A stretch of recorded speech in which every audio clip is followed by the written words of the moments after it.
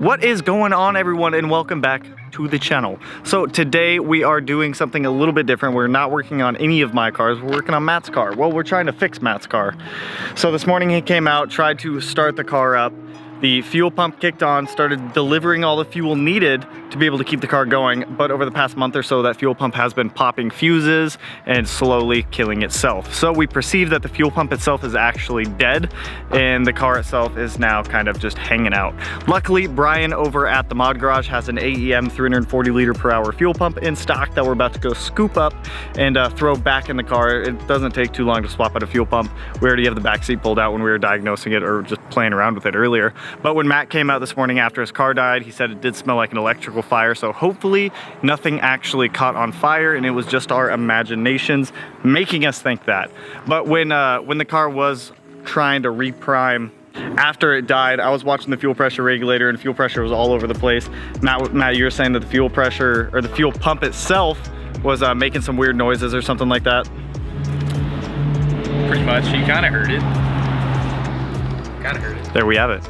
So we're gonna get on the road, we're gonna go pick up this new fuel pump and hopefully get Chewy fixed tonight. Like I said, pretty easy to pull out the fuel pump, disconnect the electrical connectors, disconnect the lines going to it, pull out the basket, disassemble the basket, new pump in, reassemble, put it back in the car, hopefully all should be good. So let's see what happens. Let's go grab this new pump and hopefully fix Senor Chewy. I'm gonna blow this car up. Yo, I am still waiting on UPS to show up too. Like, it is 8:30 at night and UPS is nowhere in sight. They're supposed to drop off my media mod for my new GoPro. Come on, UPS, you're better than this. So the car's running, so we're not entirely sure that it's actually the fuel pump that is causing the issue. So Matt runs a DW300C. The fuel pump itself is hardwired, so that way there's as minimal as, oh my god, dude, you can't even see. So that way there's as minimal issues as possible. So I was thinking maybe the ground wire was grounding out on the chassis itself, because with the lid on, it just kind of hangs out down in here. But we were playing with the wire and nothing happened. Wiggle test. Yeah, like we took the wire, it's all good. The wire itself is good, the car started, the fuel pump's running. There's UPS. UPS, I see you. Yes, yes, yes. Well, car's running. Should test it in the morning. What do you mean? No, turn it off, let it sit for 5 minutes, let's turn it back on. You're gonna go to start this in the morning and it's gonna like poop on you again. I've been waiting all day for this. It came. So I got the new Hero 8. And I wanted the media mod for it because it has like all these accessories for like an external mic and like a directional mic on here. So that way I don't have to run 2 cameras anymore whenever I'm using the GoPro. So that is going to be nice. Huge shout out to UPS for finally showing up. Appreciate you. So we're gonna let the car sit for about 5-10 minutes, see if we can recreate the issue of when it's starting to die and fail on us. Because right now it's very sporadic and it happens whenever it wants to. But we need Chewy alive, don't we, Matt? Yup. Almost fell off this, dude. Jesus. So we're gonna let the car sit for about 5-10 minutes and go out there, try to recreate the issue, see if we can get that fuel pump, either the fuel pump, the relay, the fuse to pop, just something to recreate the issue, so that way we can kind of narrow down what the hell is going on with the car. So we'll recap here in a moment, and hopefully the car breaks. Or not. I thought we wanted it to break so we can fix it. I mean, yeah, I'd like it to. Or I'd like it to just never break again. That'd be great. It's gonna break. Yeah. It's going to do it again. Yeah.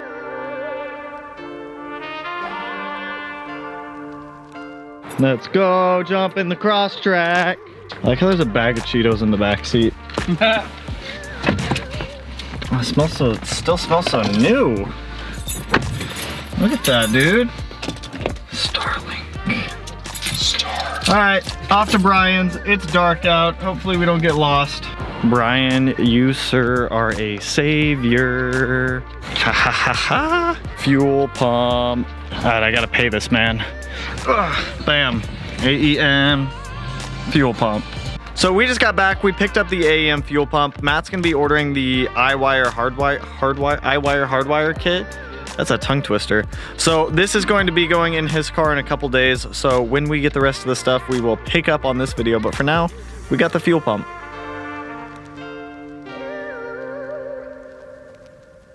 So it is now a couple days later. It's technically Matt's weekend. So we are pulling out the fuel pump in the Outback. We think it's a fuel pump. We went to start it again this morning and it started and then immediately lost fuel pressure and died. We do have an AEM pump to try to replace the DW300C that's in the car because maybe I don't know. I'm thinking the fuel pump might be bad. Matt thinks the relay might be bad. It's blowing fuses in the fuse boxes. We're just running through 15 amp fuses. So last resort, we're gonna try swapping the fuel pump. If swapping the fuel pump doesn't work, we do have the other Legacy right over there, the white one with the blown engine. We could try pulling the relay out of that one, putting it in Chewy. Well, Chewy's the Outback. Matt calls Chewy the Outback, or the Outback's name is Chewy. So last resort, we can pull the relay out of the Legacy over there, throw it in the Outback behind me, but I don't know. I'll show you guys how to pull out the fuel pump. It's not too bad to do. It's just a hanger. You pull the back seat out, a couple bolts, take off the access panel, and then the whole assembly comes out and you just, I'll show you guys, hang on. Oh man, it smells like straight gas. So if you're looking at it, you've got like feed return ventilation coming off of the top of the port, one electrical connector. His is hardwired in, so he has the ground going to the back seat back there. But they are a little bit annoying to pull out. Well, at least getting the assembly out. The black ring going around it kind of secures the pump assembly to the fuel tank. So we're gonna get pulling this guy out. Once we get it out, I'll show you guys the fuel pump hanger assembly and how you get it out. But honestly, there's just 8mm bolts that go all the way around the black ring. Pull them all off, then you get the black ring off, and then you can pull the whole fuel pump assembly out. So once we get to pulling that guy out, I'll pick this back up and I'll kind of walk you guys through what we're doing for the rest of it. But it's not too bad to swap out a fuel pump. You want me to hold him to the side while you pull it out? Remember the floaty. When you pull out the assembly, like there's like a decent amount of fuel in there still, but the 8 bolts going around the top are what's secured to the actual fuel tank in the back seat. Make sure that you watch out for the floaties also. You don't want to break those when you're pulling them out. I've done that before and it sucks. So we need to disassemble this fuel pump assembly. We need to figure out what to do with the gas that's in there. I can just dump it back. Just dump it back in the tank. Oh, all right. Well, let's empty it back in the tank then and get that thing disassembled. How's the tank, like inside the tank look? Looks fine. Yeah, it looks perfectly fine. Looks like gas. You hold that, pour this. Slowly try to pour it in.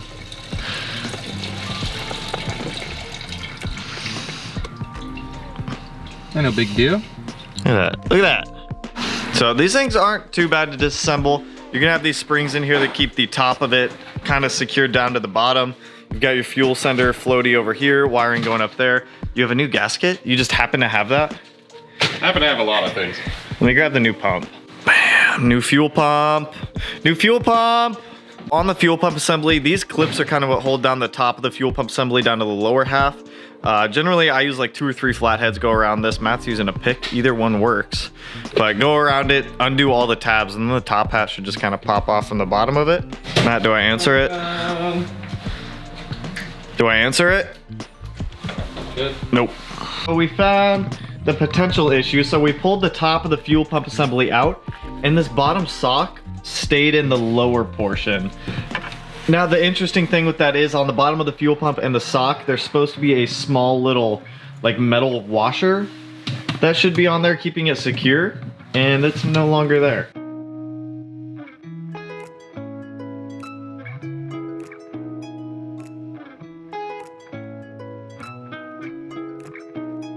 So we found the old mini washer for the DW pump, and it was inside of this old filter sock. Like it somehow managed to get through that hole, get into the sock, and then just hang out in the bottom of the tank. Not quite sure how that happened. But with the AEM pump, something that we noticed is getting the filter sock on the bottom of the pump was, the sock going on was easy, but this washer, it wasn't going on. It was not really clearing the actual like throat of the sock to be able to go onto the pump. So with the help of mini pliers and some picks, we got it all on there, got the pump reassembled. So we're about to throw it in the car to see what happens. Hopefully this corrects the issue and the fuel pressure doesn't like freak out anymore and the pump shut off and it keeps blowing the fuse. But I mean, I guess we'll see what happens. Is it gonna be good? It's gonna be good. It's gonna fix it. It's gonna fix the issue, Matt. Matt, this is literally going to fix the issue. I don't see anything wrong with this, but... With that pump? We'll see. Let's cut it open. Cut it open! Yo, you're right though. The fuel tank is like abnormally clean, dude. Yeah, there's really, I mean, I just dropped a tiny little piece of something down there, but you know. For the most part, it's pretty clean. You can reach in there and grab it if you want. Matt also just happened to have a new gasket for the fuel pump or the fuel pump assembly just laying around. I guess he was gonna swap it out a while ago. So, I mean, kudos to just having one on hand, Matt. Yeah, I just kind of have a whole bunch of random stuff. I always recommend replacing that if you're doing a fuel pump. Yeah, pull the nipple through. A little nipple pulling action. Do a double check on the nips. The nips are double checked. Double checking them nips. Here, let me pull these fuel lines out the way. I got peed on. Hands are all slippery. You've got 2 of them on there, which should be able to hold it down. Oh, can I sit in this car any better? God. Here, let's just plug that in. Actually, we'll wait. The last thing I want is it somehow sending power to it, even though there's no fuse. I know we're good, but are we really good? Are we? This is the proper position to install this, by the way, if anyone's wondering. Like awkwardly crouched above a fuel pump? Yeah. Are you sitting on your foot too? No. My foot's wrapped around. That's an important part of this process. Foot needs to be wrapped around, other foot on the hump. You're solid. It's all a little about bit of back support. It's all about the angles. Yep. Pivot. Gotta make sure that's on there. I had that pop off one time. Did you? Yep. Isn't that the feed? Yep. That sucked. How much fuel went everywhere? So a whole lot of it. Had a tow truck come. It was going up the hill by Crystal Ridge. Really? Right at the top where you can go up that big hill for 23rd. Jesus. Yeah, as I was going up the hill, I was like full chooch. You were full choochin' and the feed line popped off? And then the car just straight died and like almost rolled down the hill, and I was like, what the hell is going on right now? Looked under my car. I just heard like a waterfall. Oh God. And me and Sam got out of the car and she's like, what's wrong? And I was like, I know it's wrong, but I can't fix it. I do not have the things to fix this right now. Just a waterfall of fuel, Jesus. Yeah, it always pays to double check that these are tight. Even if they click, yank on them. Lots of pressure. Make sure they don't pop Crazy off. things going on. I've seen the bad side of it. Don't let it happen to you. Do not be me. I wouldn't put that on yet. Test. I would test first. Test. We need a 15 amp fuse. We certainly do. Okay, so we've got the new fuel pump installed in the car with the hanger basket back in the fuel tank. We're robbing some 15 amp fuses out of the blown up Legacy to try and get the car going again, because one thing that it keeps doing, like I said, is it just keeps popping 15 amp fuses. So we're trying to mitigate pulling any important ones out of, well, at first we were pulling them out of the Neon, but the Neon's been sitting for, those fuses are like 14 years old. So we're not gonna pull those ones. We're gonna try these ones up here. I'm gonna record the fuel pressure up here in the engine bay to see if it's still like fluctuating all over the place. Hopefully it's not. Hopefully this fixes the issue. I don't know, Matt, do you think it's gonna fix the issue? No. Don't say that. All right, send it.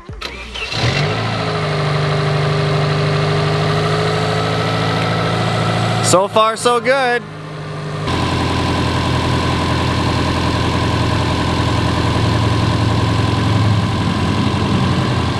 It appears the problem has been resolved. The car started up first try. No problems at all. Fuel pressure staying constant. Any leaks? No leaks coming from the fuel hanger assembly. So I think this is just one of those cases where it was just a failing DW300C pump. I know Deatschwerks is kind of known sometimes for failing pumps. I mean, I run a Deatschwerks pump in the STI. If it fails on me, kind of like it did on Chewy, maybe I'll swap it over to an AEM. Maybe I'll do that sooner just to kind of prevent that from happening. We're gonna let the car run for a little bit, monitor it, make sure nothing happens. If it runs good for like the next 5-10 minutes, I'm assuming it was just a pump issue and it wasn't actually wiring. A fuel pump is a really easy thing to swap out if you've never done it before. I'm gonna be doing a detailed fuel pump install video on the BRZ, which will apply to like WRXs, STIs, BRZs, all of them the same. So this was just kind of diagnosing, troubleshooting what the issue was with the Outback right now and getting it running again. Because Matt has had this issue for like 2 months where he'd go out, he'd start the car, it would like run for like 10-15 seconds, immediately die, And then this morning we came out to start it so I could shoot another video for the STI of the hood scoop delete video. And it was not having it. So glad we got the issue fixed. Hopefully this was the issue. Like I said, we're gonna let it run for about another 10-15 minutes, see what happens. If everything is like hunky-dory, good and solid, then I'm assuming it was just one of those failing DW pumps. So we let the car run for about 10-15 minutes. Actually, it was more like a half hour to like 40 minutes. No issues at all. Fuel pressure stayed where it needed to. No lugging. Car has been responding well to the AEM pump. So overall, I think it was just the bad DW pump. Time will tell. Over the next like week or so, I'll keep you guys in the loop about how the AEM pump is doing on the Outback, just to make sure that everything's holding up correctly. But Matt, you think Chewy's fixed? I think we're good. What? I think we're good. Think we're good. Think we are good. So with that, I mean, I can't really say AEM is better than DW. This is the first ever potential DW pump failure I've ever seen. I run the DW300C in the STI. I have a DW65C coming for the BRZ. So I mean, if more DW pumps start failing on us, I'll definitely keep you guys in the loop with everything going on with that. But like I said, there will be a detailed fuel pump install video coming soon as well. This was just diagnosing the Outback, seeing what was wrong with it, trying to narrow it down to get it running again. So everything has been, well, so far responding well on the Outback. But that's all I got for you guys on this one. Just wanted to share the troubleshooting issues with the car. Like I said, we did have the backup car as the Legacy. A lot of people were asking about the Legacy too. Yes, there's a Legacy here. Yes, it has a blown engine. No, I don't know what's going on with it. He does. I don't know what's going on with it either. We don't know what's going on with it. I'm keeping it, I'm fixing it. I don't know when I'm fixing it. We may swap Chewy's stuff into the Legacy in the future and do up Chewy. We'll find out. That would actually be kind of cool. That would be kind of cool. But anyways, I'm gonna end it here. So if you guys like the video, you know what to do. Go ahead, hit that thumbs up, turn it blue, like the blue Subaru back there, because there's like 7 of them here. And if you're not already subscribed to the channel, which I would greatly appreciate it if you were, because we got the turbo kit on the way for the BRZ. We got wheels on the way for the BRZ. I have to place another order of parts for the BRZ tonight to wrap up the last of the turbo stuff that I need to order for the car. So we're gonna get that whole situation taken care of. But if you want to subscribe, you can do right up here in this like my left, your right top corner up there somewhere, that general vicinity. And with that, I will catch you guys in the next one. Peace out, homies. Woo!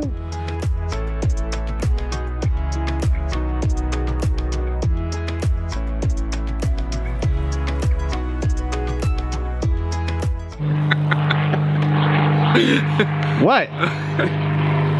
What? I don't know.